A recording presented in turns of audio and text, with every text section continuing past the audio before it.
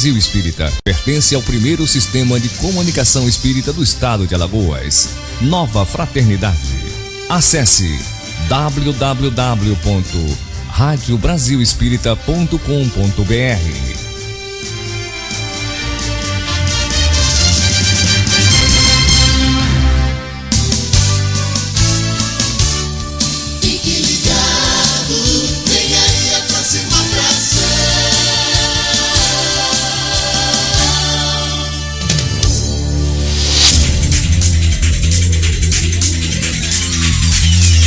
Márcio Eduardo e Olga Miranda comandam a partir de agora, na Rádio Brasil Espírita, Espiritismo em Foco, programa de debates e entrevistas com a participação do ouvinte.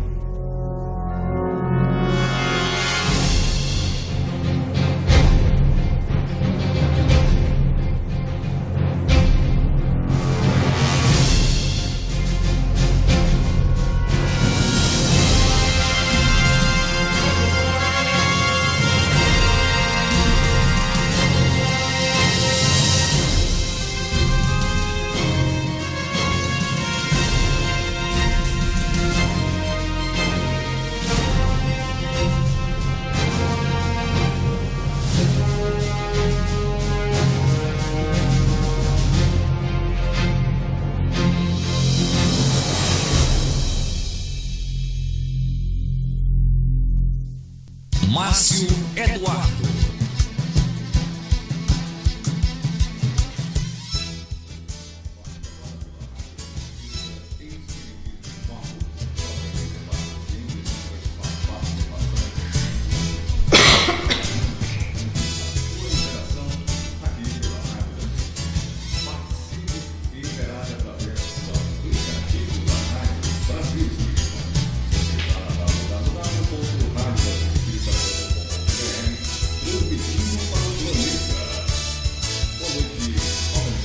Boa noite, Márcio Eduardo. Boa noite, queridos ouvintes que estão sintonizados aqui na Rádio Brasil Espírita. Quero mandar um abraço fraterno para todos vocês de Alagoas, do Brasil e do mundo, bem como irradiar vibrações de amor e paz para todo o nosso planeta, nosso Brasil, nosso estado de Alagoas.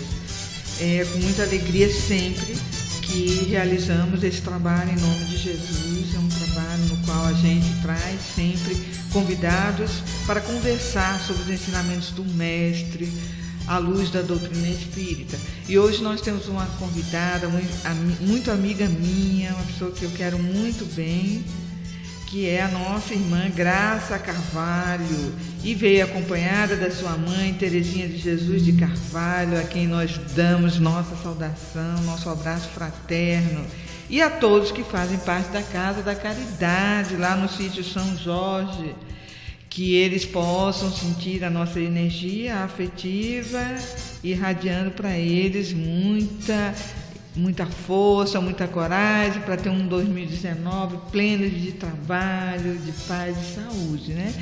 Então, Graça, estou muito feliz por você estar aqui, que você possa sempre vir nos ajudar nesse trabalho, e nós sempre dizemos para os nossos ouvintes que nós somos aprendizes do Evangelho, da doutrina dos Espíritos, e que, portanto, eles participem, nos ajudem, postando suas perguntas e suas contribuições em relação à doutrina dos Espíritos.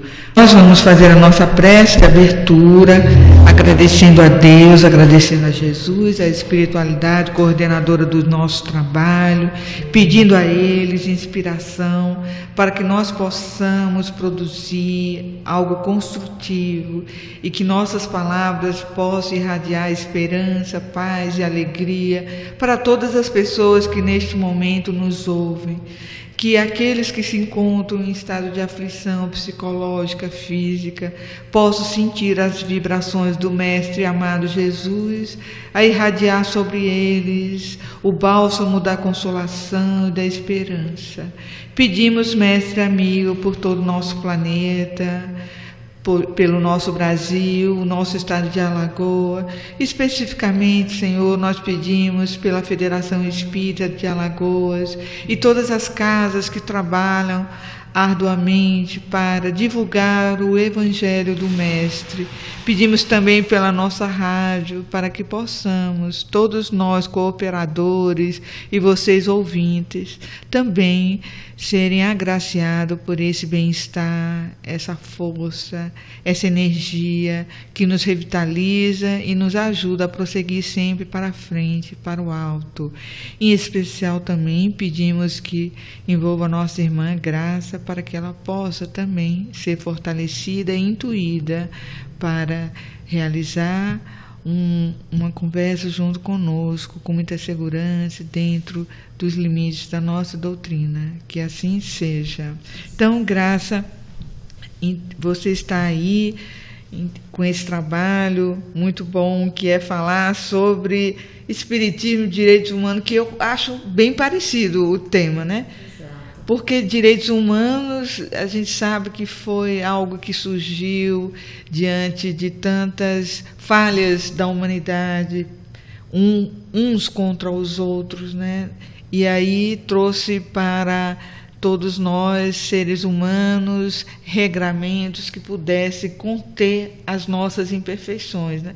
E o Espiritismo é o Consolador prometido por Jesus, que veio trazer elucidações, que veio clarear ainda mais aquilo que o Mestre queria nos dizer, para justamente pacificar os nossos corações, ensinar a gente o que é o significado de amar ao próximo como a nós mesmos. Veja que temas bonitos você nos trouxe hoje, e você está aí, pode ficar à vontade. Muito bem. Então a gente começou a trabalhar, a pesquisar isso. Então, nessa pesquisa, a gente começou a pensar primeiro, e o que são direitos humanos? Aí a gente vai, não é, na perspectiva histórica de direitos humanos, procurar saber de onde é que vem essa história de direitos humanos. A gente, como bem você falou, o mundo moderno, né, e contemporâneo, a gente vê direitos humanos dentro daquele traçado de 1948, né, com a instituição da Declaração Universal dos Direitos Humanos, no pós-guerra, né, quando aquelas atrocidades todas foram cometidas, e as pessoas se juntaram, né, depois da guerra, porque havia o quê? Ainda tribunais de exceção, ou seja, aqueles tribunais que não respeitavam os direitos, né, de defesa das pessoas e julgavam de toda forma. Então, foi percebido e reconhecido que a humanidade tinha passado por um período de muito traje, e que era preciso, e aí foi a criação da ONU, né, Organização das Nações Unidas, veio com a ONU, e a carta foi uma carta de princípios, né, que o ano passado, de 2018, fez 70 anos, né? Então, assim, é recente. É uma carta, né, que já está na melhor idade, mas é recente se a gente for olhar a história da humanidade, né? Que a gente veio de um holocausto, né? Aí criou-se uma carta de princípios básicos, né, de respeito à humanidade, seja ela russa, seja ela árabe, né, seja ela de qualquer nação, né, e a partir dessa carta começaram, né, começou-se a evoluir, começou a evoluir a legislação que a gente tem até nos nossos dias, e o Brasil especificamente é um país que tem uma legislação muito avançada em direitos humanos. Mas, assim, voltando antes da declaração, a gente tem aqui, ó, antes de Cristo, no século 539 a.C., já se falava em direitos humanos. Mas como assim? Tinha o cilindro de Ciro. Já ouviu falar, Olga, no cilindro do Ciro? Foi reconhecido como a primeira declaração de direitos humanos. Era uma peça em argila que continha proclamações de liberdade, né, feitas pelo rei Ciro Grande. Já estava ali. E depois a humanidade foi evoluindo, semente, né? Foi evoluindo.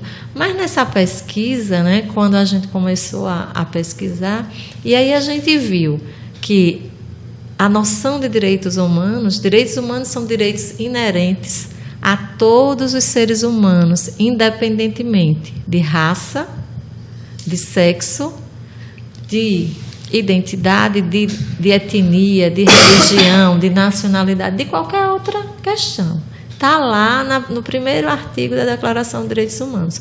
Tem uma filósofa chamada Hannah Arendt, que eu acho que você conhece, você lê muito. Ela fala que é alemã e judia, de origem judaica. Ela falava que a essência dos direitos humanos é o direito a ter direitos. Então, a pesquisa que a gente começou a traçar para elaborar um roteiro mínimo para o projeto que ia trabalhar com crianças de 3 anos acima, começou com o conteúdo da noção do que seja direitos humanos. Aí depois, quando eu estava na preparação, eu acordei um dia quando a gente acorda com alguma inspiração, né? Aí fica na cabeça e você não dorme mais. Ou você se levanta e vai anotar, ou você não consegue. Então, nesse dia, eu fiquei pensando em direito, em comunicação e em espiritismo. E foi a partir desses 3 pontinhos aqui que eu comecei a organizar a palestra e o roteiro para os meninos. O direito, Declaração de Direitos Humanos, a comunicação, como é que a mídia trabalha direitos humanos, né? A mídia tradicional e as redes sociais também. Qual é a noção que as pessoas têm de direitos humanos? E o espiritismo, à luz do Evangelho e as demais obras da codificação. Aí eu fui mergulhar numa pesquisa na codificação, não só o Evangelho, mas outras obras, para ver até onde, em que ponto havia uma bifurcação ou não dessa discussão dos direitos humanos. Então, eu encontrei algumas coincidências. Por exemplo, em 29 de abril de 1864, lá em Paris, a gente tinha no Evangelho, o Evangelho sendo, né, lançado por Allan Kardec, e dentro do Evangelho o capítulo Sede Perfeitos, que falava do homem de bem, que é um tratado. Eu acho que vocês já devem ter trazido várias pessoas para trabalhar esse capítulo aqui para palestras, que é um capítulo maravilhoso que dá a diretriz do que você deve fazer, né? Por exemplo, o homem de bem é aquele que cumpre a lei de justiça, de amor, de caridade, na sua maior pureza. Tem fé em Deus, na sua bondade, na sua justiça e sua sabedoria. Tem fé no futuro. Sabe que todas as vicissitudes da vida são provas ou expiações. Faz o bem pelo bem, sem esperar paga. Encontra satisfação nos benefícios. Enfim, ele fecha, não é? Toda essa coisa colocando, respeita todos os direitos que as leis da natureza dão aos seus semelhantes e respeita o direito que é teu, né, e o meu que termina onde começa o teu. Está lá, né, no capítulo Sede Perfeitos, o homem de bem, né, que eu convido a todos os ouvintes a abrir o seu Evangelho nessa parte para ver como é bonita essa correlação entre a doutrina espírita e os direitos humanos. Aí isso foi em Paris, 29 de abril de 1864.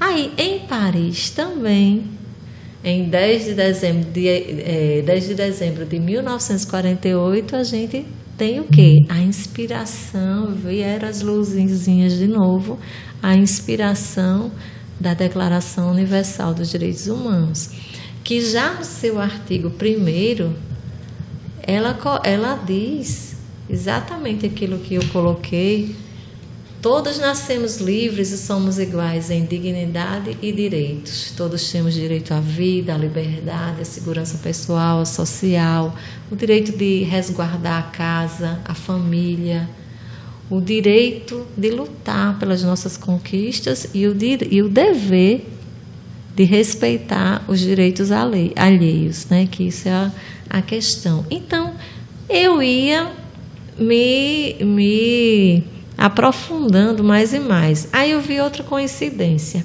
Em 1938, aqui no Brasil, a gente teve o lançamento do livro Brasil, Coração do Mundo, Pátria do Evangelho, né?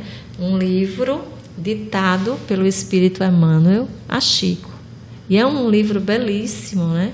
Que fala dos propósitos do nosso país, né? Em relação à questão do equilíbrio do planeta, né? E lá no preâmbulo, ele fala, Emmanuel: peçamos a Deus que inspire os homens públicos atualmente no leme da pátria do Cruzeiro e que nesta hora amarga em que se verifica a inversão de quase todos os valores morais no seio das oficinas humanas, saibam eles colocar muito alto a magnitude dos seus princípios e deveres. E a vós, meus filhos, que Deus vos fortaleça e abençoe, sustentando-vos nas lutas depuradoras da vida material. Está lá no preâmbulo do livro Brasil, Coração do Mundo, Pátria do Evangelho, de 1938, aqui no Brasil. 10 anos depois, Declaração dos Direitos Humanos, né? O livro Coração do Mundo, Pátria do Evangelho chegou aí. Eu só li o preâmbulo, mas só porque o preâmbulo já resume, né, o sentido, esse sentido, né, de direitos humanos. E aí, no preâmbulo da Declaração dos Direitos Humanos, a gente vê, considerando que os povos das Nações Unidas reafirmaram na Carta da ONU sua fé nos direitos humanos fundamentais, na dignidade e no valor do ser humano e na igualdade de direitos entre homens e mulheres, e que decidiram promover o progresso social e melhores condições de vida em uma liberdade mais ampla, a Assembleia Geral, né, da ONU proclama a presente Declaração Universal dos Direitos Humanos, olha só, como o ideal comum a ser atingido por todos os povos e nação, né? Então a gente vê que de tempos em tempos sopram ventos. É o convite à fraternidade, né? Que já foi declarado também na França, quando se tornou independente. Os ideais de liberdade, igualdade e fraternidade, embora, né, restritos a uma camada, mas já eram, né, sinais, né, dessa importância da fraternidade, porque Jesus nos ensinava que devíamos amar a todos como irmãos, porque temos um único Pai, um único Criador. E aí pessoas vieram aos pouquinhos, em cada momento, lógico que diante das nossas imperfeições, de maneira devagar, né, restringindo às vezes a poucas pessoas, mas que foi se estendendo a ideia, né? Pois é, então hoje em dia, né, a gente trazendo para o nosso tempo atual, sem partidarizar, sem nada de questão, foi a coisa mais difícil que eu enfrentei o ano passado para trabalhar esse tema, é trabalhar esse tema dentro da ótica do amor, sem... A gente estava com uma eleição acontecendo com o país e eu sempre pedi inspiração para trabalhar esse tema, me voltando especificamente para as questões, essas questões espirituais, né, que a gente está falando, e as questões históricas, né, para a gente fazer esse contraponto. Por quê? Porque direitos humanos a grande maioria da população, não só no Brasil, mas no mundo inteiro, desconhece, né? Interpreta de forma equivocada o que né? O que são os direitos humanos. Alguns dizem, direitos humanos é direito de bandido, direitos humanos apenas para humanos direitos. Quando a gente tem uma concepção de direitos humanos universal, uma concepção kantiana, né? Não é relativista, não, é idealista mesmo. É uma concepção de que direitos humanos, ele está ali para resguardar o direito à vida, o direito, né, que todos temos, né? E inclusive aquela pessoa que errou. Porque Jesus, né, Deus, né, a espiritualidade, né, se a gente que é espírita, que acredita em reencarnação, né, a gente sabe muito bem que as pessoas têm outras chances. Então, ninguém é condenado a viver, né, num mundo eternamente de sombras, né? E as pessoas, elas têm direito a refazer a sua história, né? Então, aquelas pessoas que erram, elas essencialmente, em espírito, elas são criadas para ser o quê? Imagem e semelhança de Deus. Então, nenhuma criatura na Terra, ela vai deixar de evoluir um dia. E é essa a beleza, né? Então, a gente tem que ter fé no futuro, né? Como está ali na declaração. Então, a gente não pode realizar a justiça com as próprias mãos. Então, as leis, os homens, eles já foram inspirados para criar as leis, para que elas sejam mais avançadas, para que elas atendam a princípios e a valores maiores. Principalmente a justiça. A justiça, esse é o principal, e a equidade. E então, quando você fala de ampla defesa, contraditória, são princípios que foram surgindo aos poucos no direito para proporcionar justamente esse exercício de dar a cada um segundo suas ações, da a responsabilização. Engraçado que Kardec já trouxe isso, e Jesus também falava, lógico, foi o primeiro, né? Na época de Moisés era a lei de talião. Olho por olho, dente por dente. E antes, né? E a gente, no curso de Direito, a gente vê, quando a gente tem a disciplina Estado e Sociedade, toda aquela questão histórica de como era antes, né?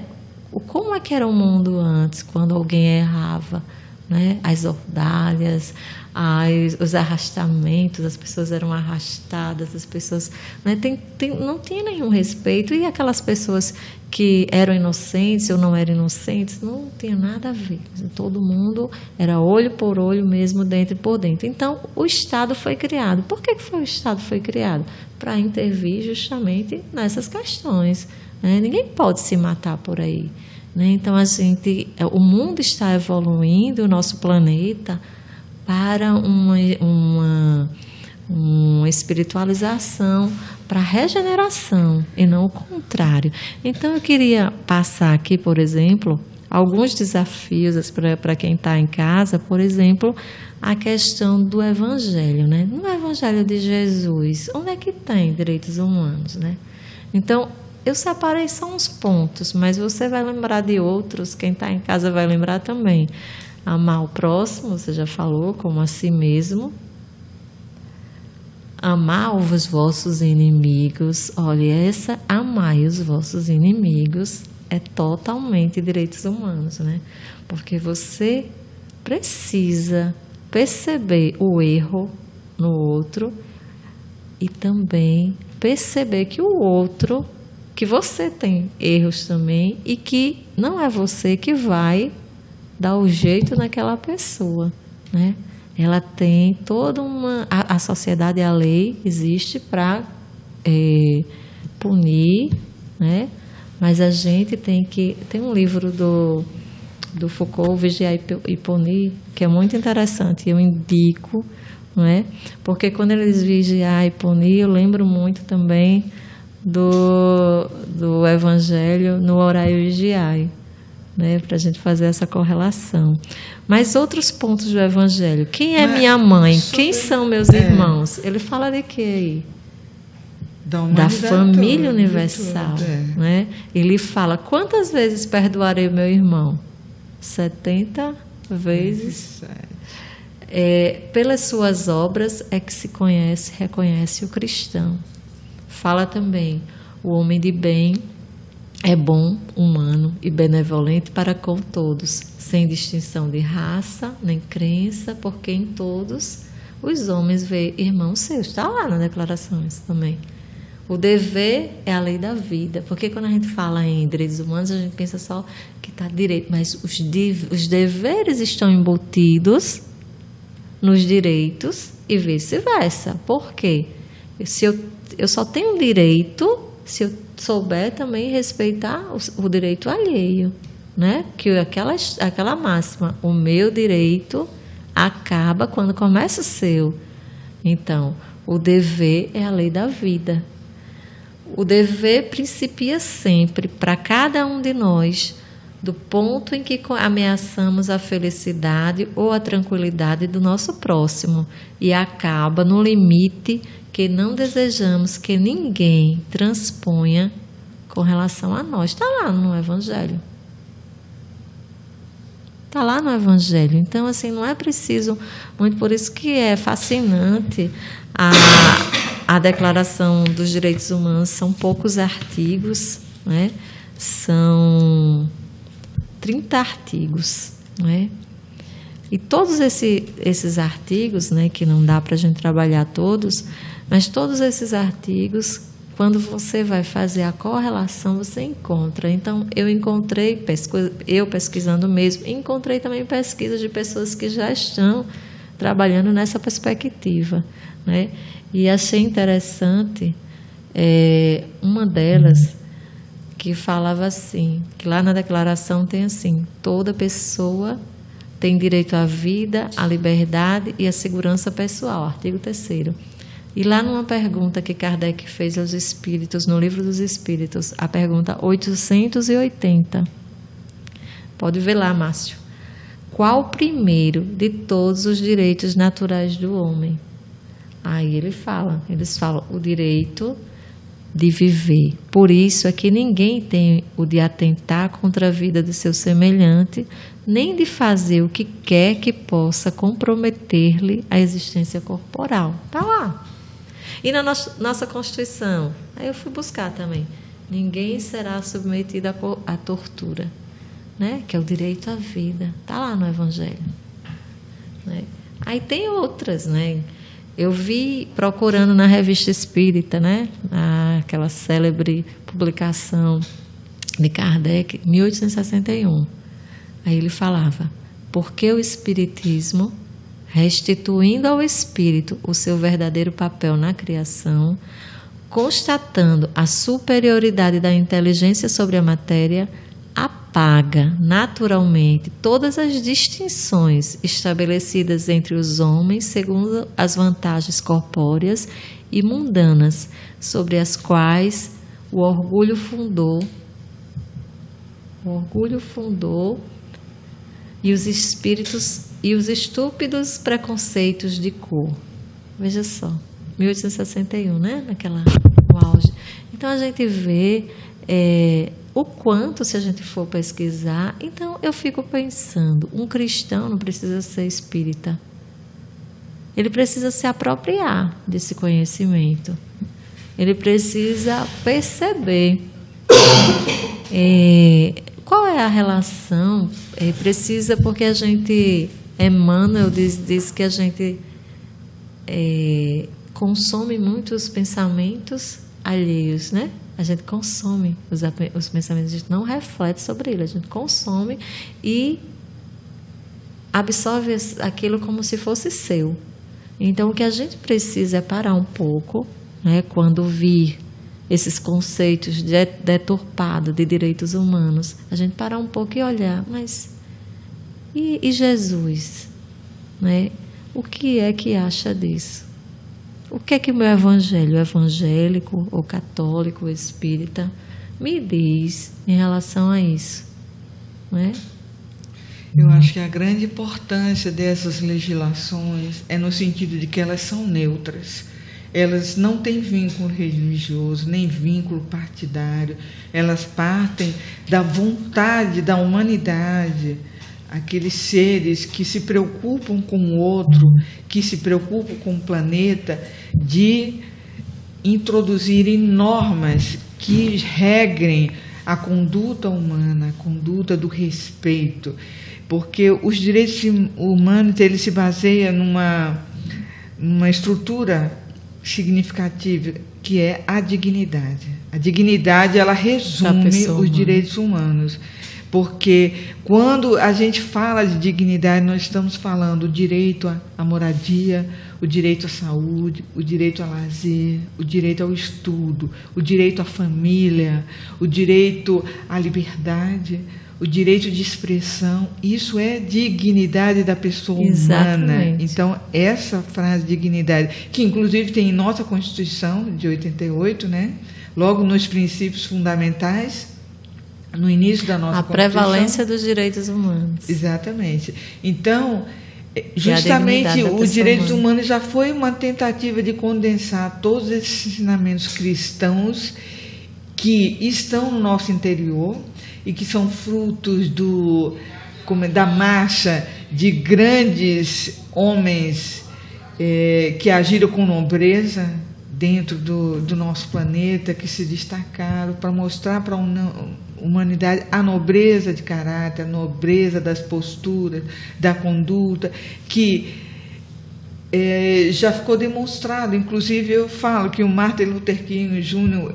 foi uma pessoa que foi aprender com o Gandhi como é que ele ensinaria para o povo dele não revidar as agressões, os atos de violência, de discriminação, de desrespeito que eram perpetrados contra o povo simplesmente por ter uma pele diferente, uma pele escura.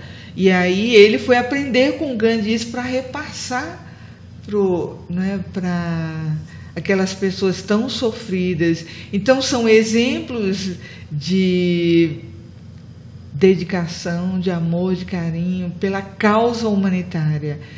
Não podemos nunca admitir que em nosso interior possa surgir sentimentos de vingança. E o Evangelho nos fala sobre o duelo, coisa do passado. Entretanto, ainda hoje, estamos reproduzindo esses sentimentos através do quê? Da maledicência, através das divulgações de notícias falsas, através denegrindo imagem de pessoas, seja na nossa casa, nosso ambiente de trabalho, na sociedade como um todo. E os direitos humanos, ele vem justamente em todo o mundo tentando fazer com que a gente tenha esse sentimento de fraternidade, principalmente com os povos mais carentes, né? E Jesus fala sobre a caridade. E a gente sabe, fora da caridade, e a caridade não há salvação. É um princípio, né, de direitos humanos. Universal. E o que é a caridade? Você fala, precisamos entender o que é direitos humanos e nós não conseguimos entender o que é caridade. Pois é.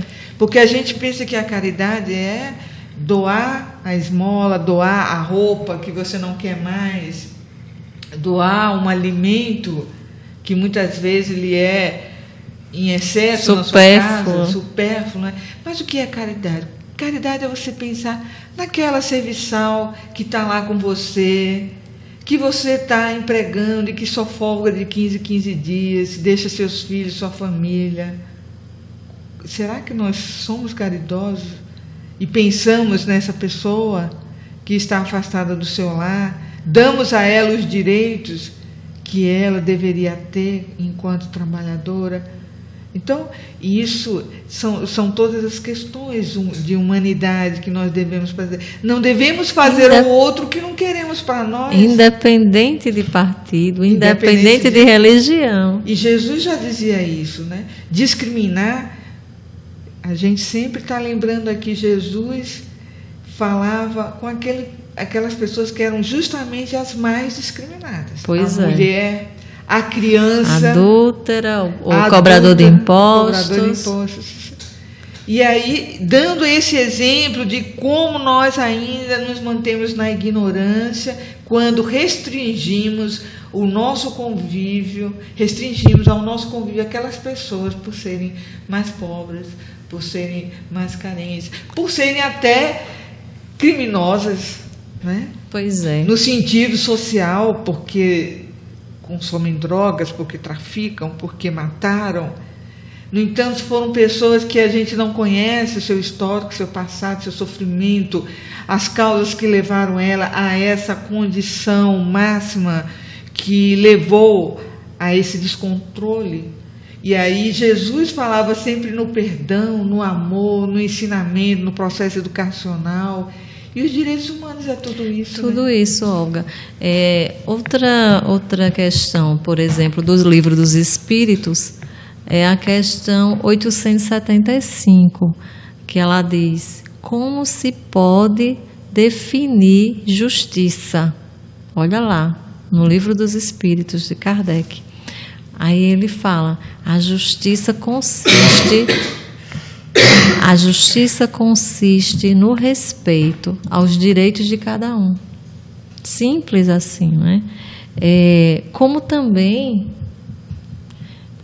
quando a gente fala em direitos humanos, e lá a Eleanor Roosevelt, que na época era a primeira-dama dos Estados Unidos, né? Ela foi uma das mulheres que se empenhou. A gente sabe que as mulheres, ao longo da história, elas muito contribuíram, né, para a humanização, né, do planeta. E essa senhora, na época do lançamento da Declaração dos Direitos Humanos, perguntaram para ela: afinal, onde é que começam os direitos humanos? Então, e esse trechinho que eu faço questão aqui de reproduzir é muito importante, porque isso que você falou, né? A caridade dentro da sua casa, né?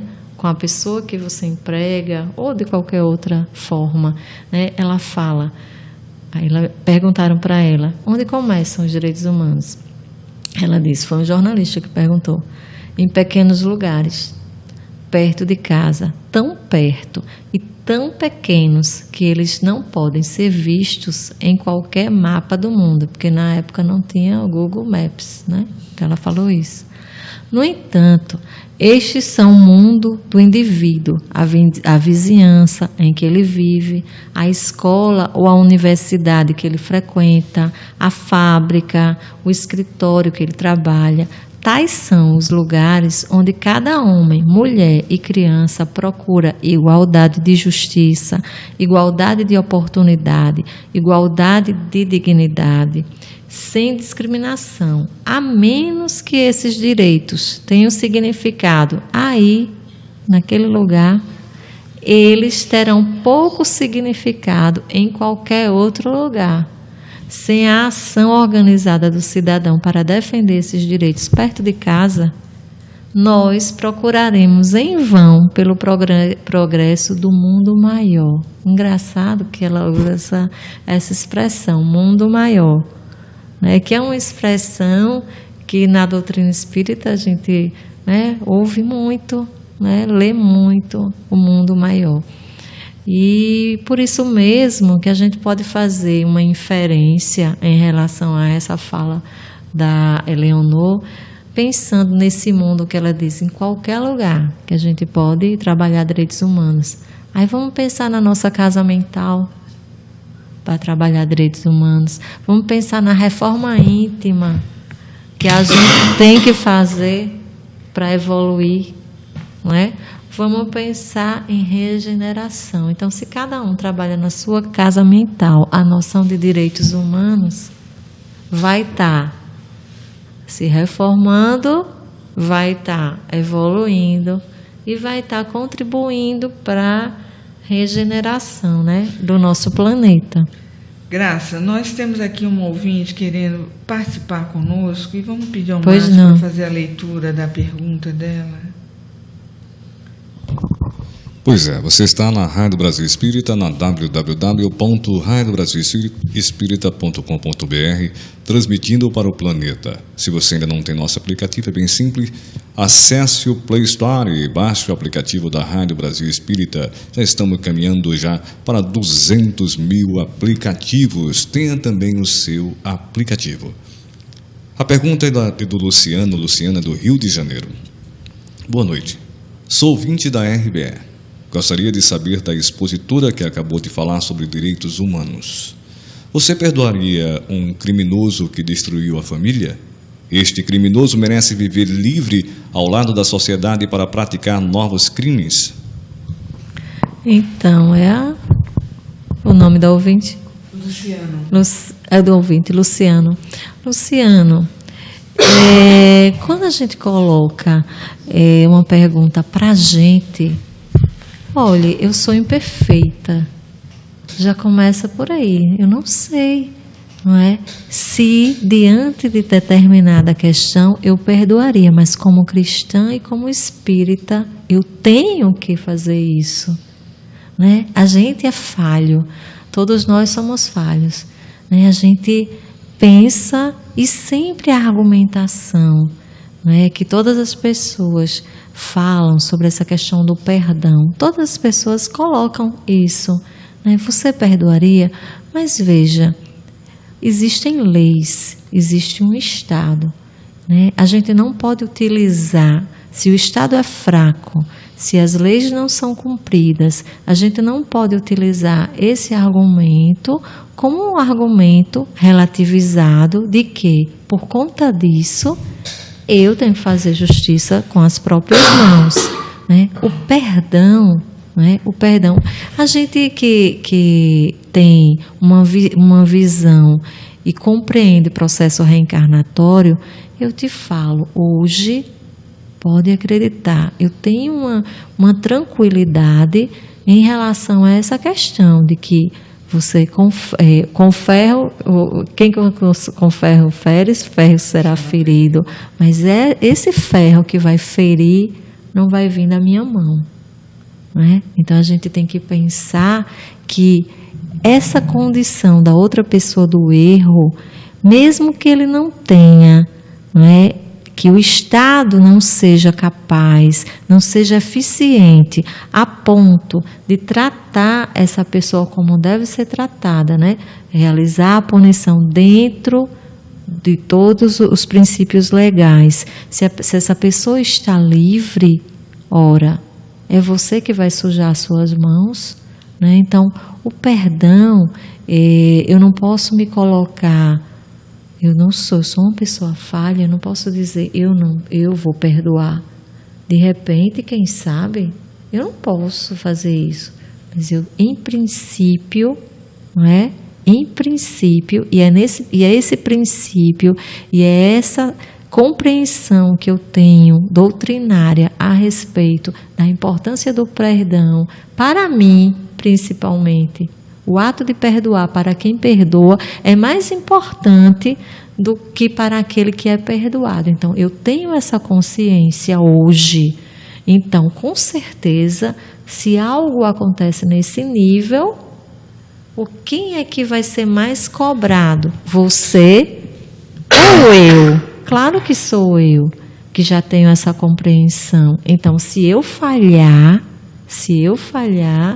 eu vou estar cometendo um ato muito pior, porque eu já tenho uma compreensão doutrinária de que é preciso perdoar quantas vezes forem necessárias, né? Então, assim, se você me pergunta hoje, você perdoaria?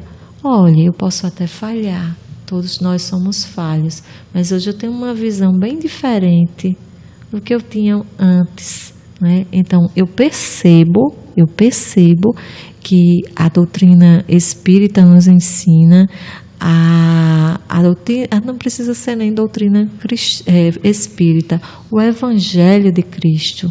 Cristo foi o maior exemplo de pessoa, né? Que ele estava entre nós, ele sofreu todas aquelas atrocidades e ele, ao tombar, antes de tombar, ele disse: Senhor, perdoai-lhes, eles não sabem o que fazem. É verdade. Eu gostaria de somar a tudo isso que você falou e primeiro agradecer Luciano, do Rio de Janeiro, pela participação aqui no programa Espiritismo em Foco. Pedir desculpa porque eu estou com uma tosse horrível, atrapalhando até o programa tão importante. E é legal a gente debater essas questões, porque a gente vai abrindo os nossos horizontes. E, no meu entendimento, Luciano, a pessoa que comete um ato contra um irmão seu, ele jamais será livre. A prisão dele já se estabelece interiormente, de forma inexorável. O processo de culpa, a consciência, ela pesa tanto, ela é tão forte, que com certeza, se a justiça humana falhar, a justiça de Deus jamais falhará. Eu comungo completamente da sua dor. Eu sei o quanto é difícil você perdoar alguém que prejudicou seus filhos, sua mulher. E tantas pessoas a gente tem visto aí numa situação de guerra, perdendo suas casas, sua dignidade, seu direito de viver em paz. E nós sabemos que, infelizmente, nós ainda estamos convivendo num planeta que está passando por um processo de provas e expiações, mas não podemos jamais esquecer, querido irmão, que somos espíritos milenares e, como espíritos milenares, tivemos várias existências. Em razão dessas existências, percorremos caminhos também dolorosos e percorremos o caminho do crime, porque senão aqui nós não estaríamos. Não somos inocentes. Não somos inocentes e, em razão disso, nós fomos misericordiosamente contemplados com um novo processo reencarnatório para poder enfrentar essas nossas reparações, essas dificuldades. E o que eu tenho a dizer para você, meu irmão, é que eu lamento muito até por essas pessoas que fizeram isso com a sua família, mas tenha certeza que liberdade ele não terá. Liberdade consciencial, que é o que todos nós buscamos, de paz de espírito, de alegria, de felicidade, isso não existirá para esse irmão, nem tão cedo. E o que a gente vê nas reuniões de desobsessão, as reuniões mediúnicas, é o quanto, né, essas pessoas que estão muito arraigadas à vingança, né, o quanto elas sofrem, né, e o quanto fazem sofrer também. E aquelas pessoas que foram as vítimas, elas não ficam tranquilas também, né? Muitas vezes as vítimas já perdoaram porque estão num patamar existencial diferente e tinham, como a Olga colocou nesse instante, elas tinham todo um propósito ali. Então, assim, às vezes a vítima, né, a gente vê histórias e histórias de pessoas que querem se reaproximar, querem que os familiares fiquem mais tranquilos para que eles fiquem mais tranquilos também, né? Onde eles estão, né? Como a gente chama no popular, do outro lado. Eu queria só acrescentar mais uma coisinha, Graça. Eu sugiro, meu irmão, que você solicite ajuda do centro espírita, de pessoas com quem você possa dialogar, fazer um atendimento fraterno, porque, como a Graça falou, o perdão, ele é muito mais importante para a gente que foi vitimado, que foi agredido, que foi violado nos seus direitos, do que para o outro irmão, porque vamos tirar de nós essa sombra que nos envolve, esse sentimento de raiva, de rancor, de revolta, que nos adoece, porque gera muita toxina em nosso interior. Então, busque essa ajuda, meu irmão, e com certeza você se sentirá melhor, você se sentirá mais fortalecido na fé e na esperança, porque queremos sempre deixar essa lembrança de que Jesus não nos desampara nunca. Então, que Ele possa lhe abençoar e lhe ajudar. Vamos a outra pergunta. É isso aí, Olga Miranda. Quem participa com a gente é o Rafael. O Rafael é de Recife e fala com a gente através do aplicativo da Rádio Brasil Espírita. Sou espírita, amo o espiritismo. Tenho um filho que é usuário de drogas, está em tratamento. Estou junto com ele lutando para inserir no trabalho. Só que o mesmo é ignorado por toda a sociedade. Os empresários não dão oportunidade. Ele está querendo tirar a própria vida. O que fazer? Onde estão os direitos humanos? Pois é, sempre essa pergunta, Rafael. Onde estão os direitos humanos? A gente ouve muito que trabalha com direitos humanos quando alguém está sendo torturado numa prisão. Aí, direitos humanos já chegou aqui, mas não chegou quando isso aconteceu com a vítima. Não é bem assim, né? Então você veja, o seu menino, ele está passando por um processo, inclusive a gente sabe que ser usuário não deve ser, não deveria ser criminalizado, né? Porque é uma doença, né? Então eu pergunto, onde é que estão os empresários, né, que não conhecem, não percebem o que são direitos humanos? Né? Por que não? Onde é que estão os direitos humanos? Direitos humanos, como a gente falou, é a percepção que você... Só vai existir direitos humanos na sociedade, do ponto de vista universal, quando as pessoas perceberem, no seu dia a dia, o empresário, qual é a contribuição que o empresário pode dar a uma discussão, a um processo de direito de pessoas que estão em tratamento como usuários. Da mesma forma, acontece com os meninos que cumprem medidas socioeducativas, né? Que a gente pode pensar, vamos agora defender a redução da maioridade penal para que esses meninos eles vão para a prisão e tudo fica muito bem, porque a partir do momento que a gente vai aprisionar esses meninos, a sociedade vai deixar de ser violenta. Mas será? Né? Então aí a gente vê, quem trabalha com medidas socioeducativas, a gente vê o quê? Isso mais ou menos que você está falando com o seu menino, que ele não cometeu um ato infracional, ele é um doente, uma pessoa que está em tratamento. Doentes somos todos nós, mas é uma pessoa que está especificamente enferma por conta da utilização da droga. Mas os meninos que estão cumprindo medida socioeducativa, quando eles estão em processo de socioeducação, o Estado, a Constituição diz, quem é que deve agir e dar prioridade à criança e adolescência e ao jovem no Brasil? O Estado, a família e a sociedade. Está lá no 227 da Constituição. O Estado não pode fazer sozinho, a sociedade tem que chegar junto. Então, o empresário precisa, né? Às vezes a gente vê o quê? O financiamento do tráfico, mas a gente não vê o financiamento da educação, né? O financiamento dos projetos sociais que funcionam. A gente não vê isso que você está dizendo aí, a abertura de vagas, né? Mas isso por que a gente vai culpar direitos humanos? Né? É uma coisa assim meio... a gente está falando de quê? De negação de direitos. Que isso aí que você relata é negação de direito. Né? Seu filho tem direito de ser assistido e de oportunidades. E direitos humanos briga por isso, por direitos e oportunidades. Mas direitos humanos não se faz sozinho. Né? São regras. São regras. E a gente precisa junto dar efetividade a isso. Então, assim, trabalhar essa noção.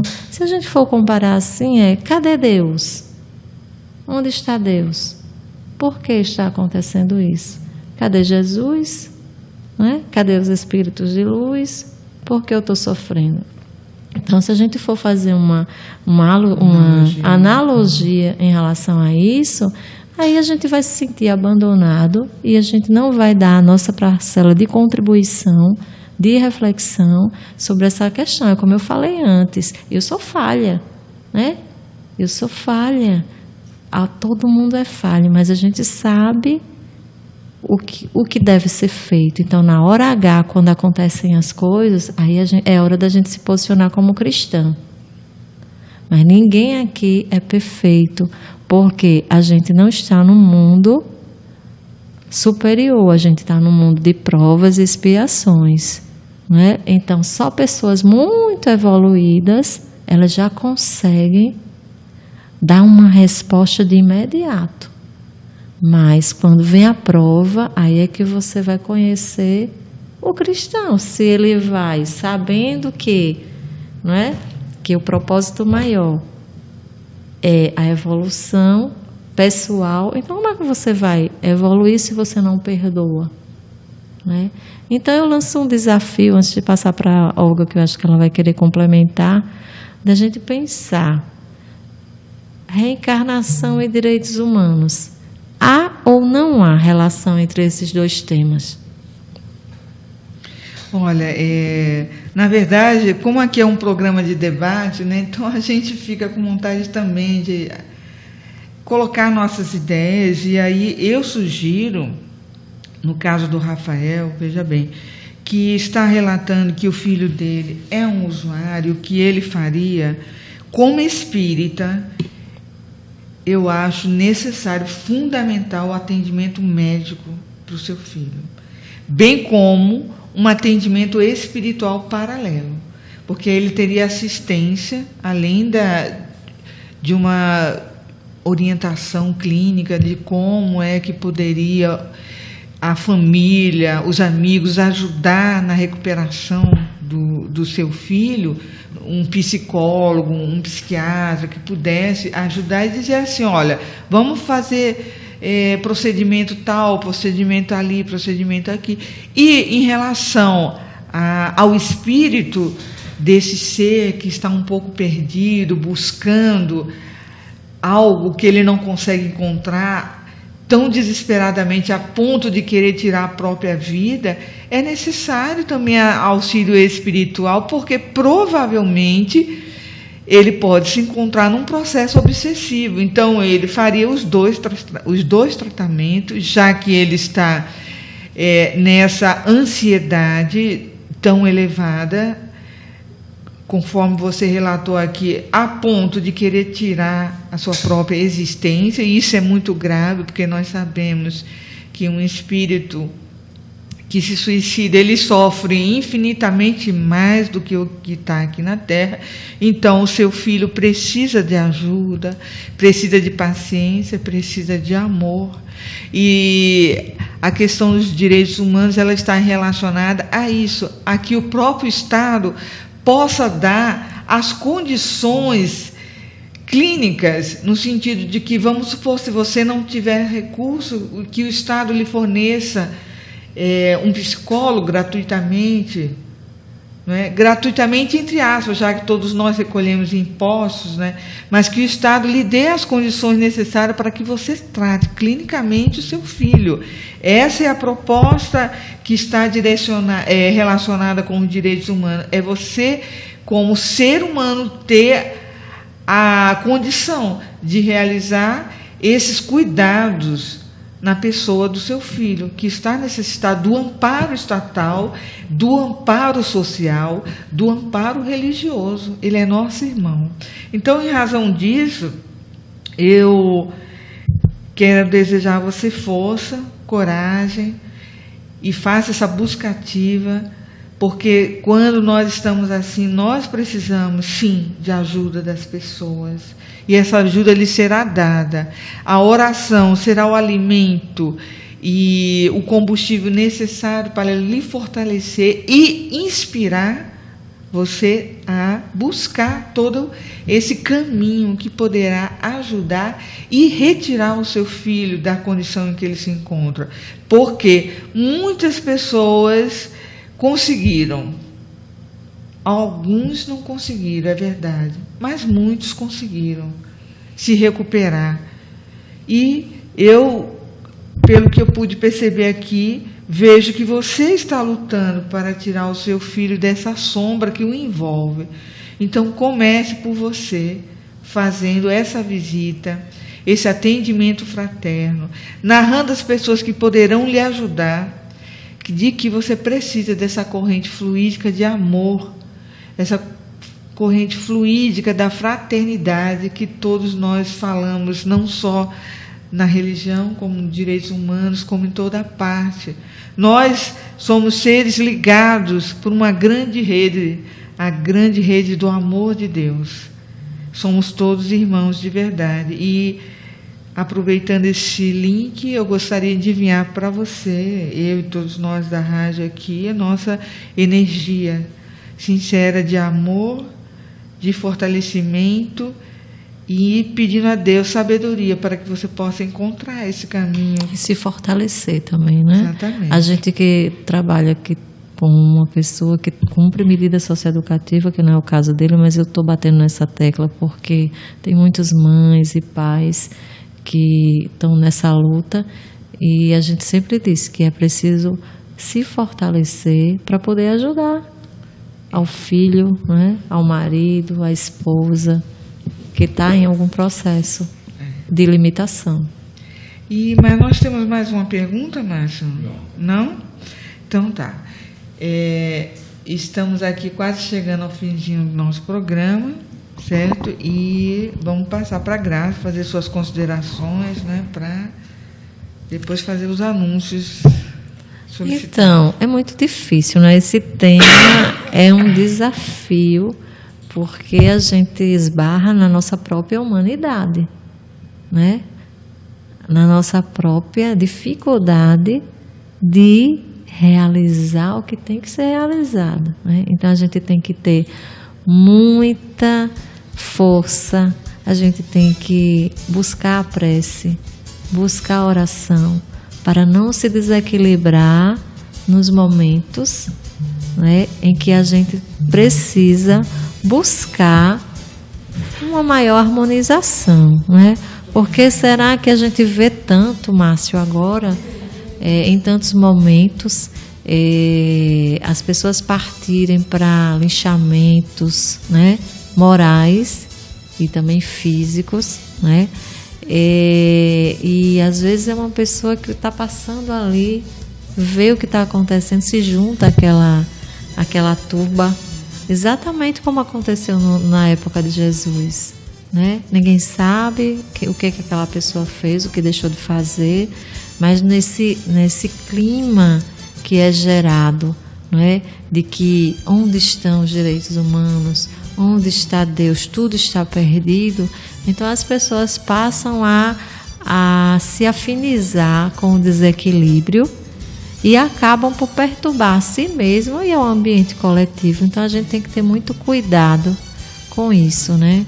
A mensagem final que venho trazer é que direitos humanos é essa oportunidade que a gente tem de vivenciar, não é? Vivenciar o dom da vida, não é? A gente buscar o que é de melhor para a nossa família, observando a família alheia, né? Observando que o nosso direito ele se encerra quando começa o direito do outro, e que Jesus, né, foi o maior militante de direitos humanos que existiu, né, nessa orbe, e outras pessoas de nível exemplar, como a irmã Dulce da vida, né, como o próprio Chico Xavier, o quanto ele era pacífico, né? A gente também não pode confundir passividade, né, com inanição, com deixar de buscar, de lutar pelos seus direitos, mas a gente precisa ter equilíbrio, porque às vezes a gente está com a razão, mas torna-se sem razão pela forma como a gente se dirige ao outro, como a gente conduz o outro. Então, além da prece que eu estava colocando aqui, há muitas metodologias hoje de busca do equilíbrio.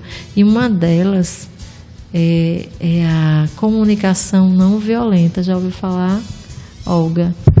Que é uma metodologia, que vem de um... tá me fugindo o nome dele aqui, mas se você botar aí no Google, Márcio, você vai me ajudar. Ele fala de que você, né, através da sua forma como você reage, né, você tem que deixar a sua postura reativa para ter uma postura empática com o outro. Então a gente reage muito, e nessa de reagir a gente acaba tomando atitudes irrefletidas. E isso impacta, né? Impacta no nosso crescimento pessoal e impacta na harmonia coletiva. Isso é, né? O trabalhar a inteligência emocional. A inteligência emocional, ela trata justamente dessa questão, desse autocontrole que nós devemos ter. Então tem surgido muitas teorias, mas que no final, Graça, elas se centralizam no mesmo ponto, que é a questão da calma, da paciência, de contar até 10 em relação aos acontecimentos que nos circulam, para que nós possamos agir com sabedoria. E eu acho engraçado que Jesus tantos anos que ele veio aqui, mas é altamente moderno. E todos os seus ensinamentos. Você lembrando da paciência, eu lembrei da água da paciência, né? Do Emmanuel, né? Que a gente precisa, mais que nunca, né? Tomar essa água, porque no dia a dia, né?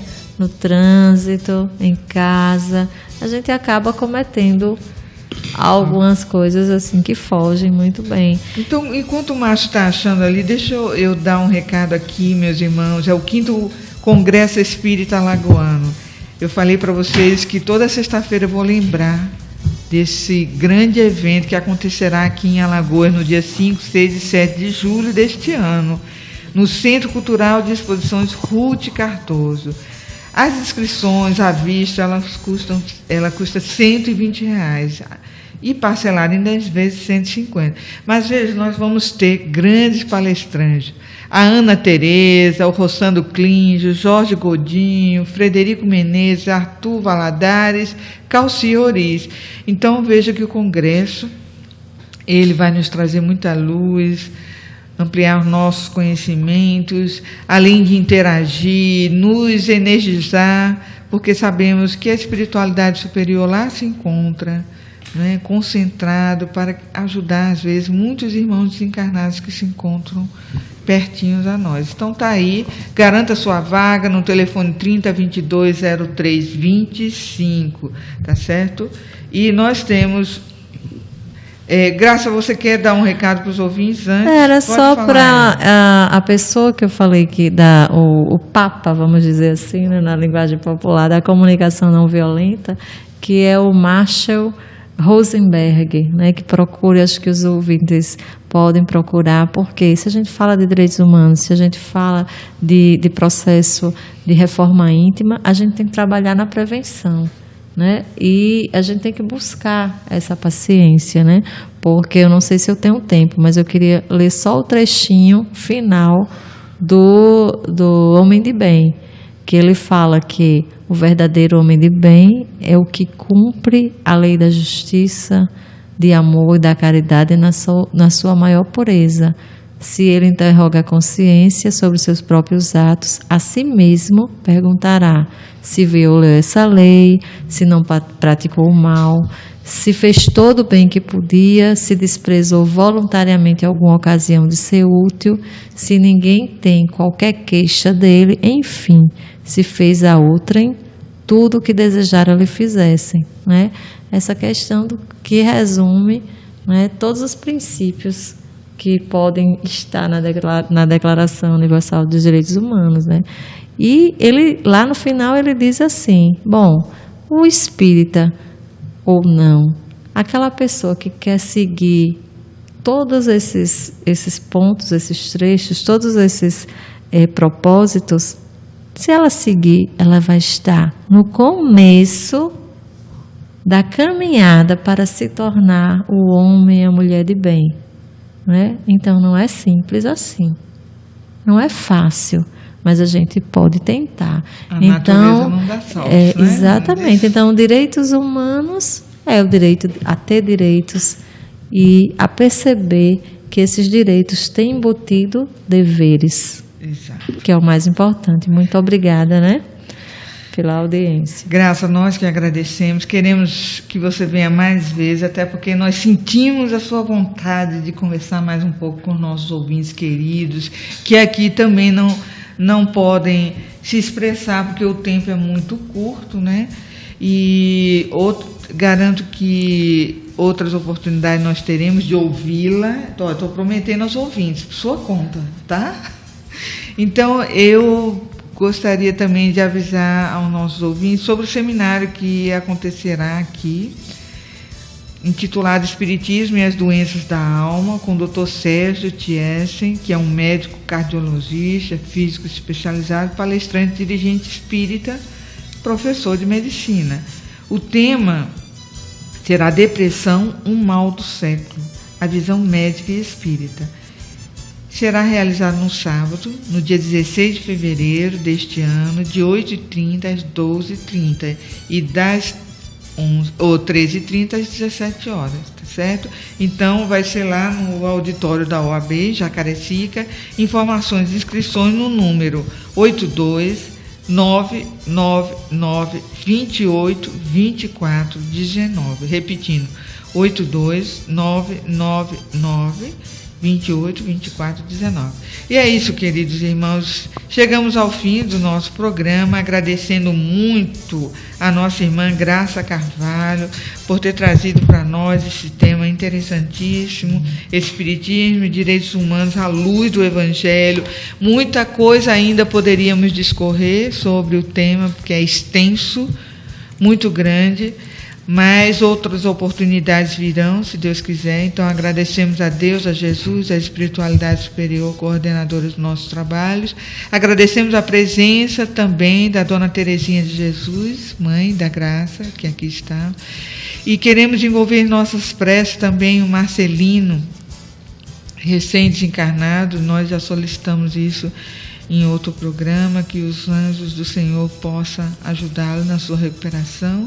Agradecer a vocês, ouvintes queridos, que estão junto conosco, cada dia mais aumentando a nossa audiência, nos ajudando e nos fortalecendo a realização do nosso trabalho.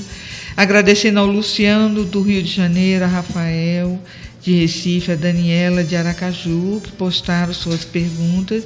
Que Jesus os abençoe, que seus problemas possam ser solucionados da melhor maneira possível e que Jesus abençoe a toda a humanidade. Muito obrigado, Márcio e Eduardo. É isso aí, vocês continuem com a programação da Rádio Brasil Espírita e lembrando que a história não tem fim. Continua sempre, mas sempre que você responde sim à sua imaginação e a arte de sorrir a cada vez, mas a cada vez que o mundo lhe diz não. Beijo no coração de todos.